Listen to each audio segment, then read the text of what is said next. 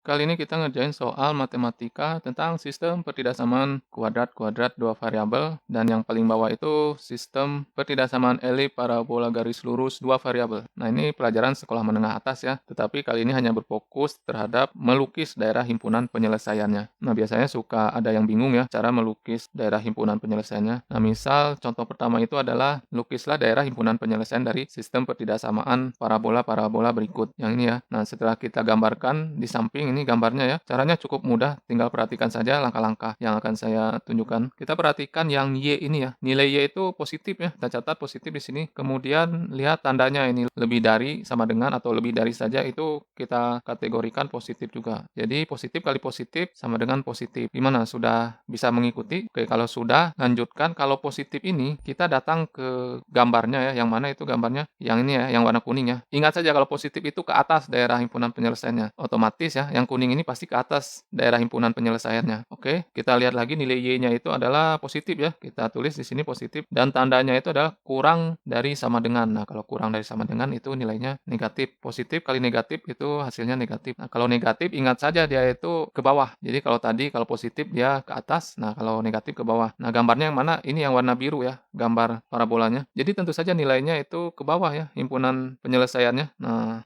karena daerah himpunan penyelesaiannya itu adalah sebuah irisan dari kedua parabola ini, maka kita bisa gambar ulang ya. Oke, jadi daerah himpunan penyelesaiannya itu adalah yang diarsir warna kuning ya. Gimana? Sudah cukup jelas? Kalau belum, kita lanjut ke contoh kedua ya. Nah, ini sama juga, misal kita sudah gambar ya semua sistem pertidaksamaan ini. Oke, kita mulai dari yang warna ungu dulu ya, yang berbentuk elips. Jadi kita lihat di sini Y-nya itu positif ya, positif ya. Kemudian tandanya itu kecil dari sama dengan, berarti negatif ya. Positif dengan negatif berarti negatif. Nah, kalau negatif kita ingat saja bahwa itu harus ke bawah nilai penyelesaiannya. Dan kita lihat kalau elips ini ke bawah berarti yang ada di dalam elips ini ya. Kita gambar ini yang ada di dalam elips ini. Oke, pokoknya kita ingat kalau untuk yang elips ini adalah di dalam nilai penyelesaiannya ya. Kemudian kita lanjut ke parabola ya. Kita lihat parabola ini Y-nya itu bernilai negatif ya. Negatif dan tandanya pun bernilai kurang dari sama dengan negatif juga. Negatif dengan negatif positif. Nah, kalau positif ingat saja dia harus ke atas nilai penyelesaiannya. Kita lihat kalau parabola itu ke atas berarti dia di dalam parabola ya, ke atas di sini.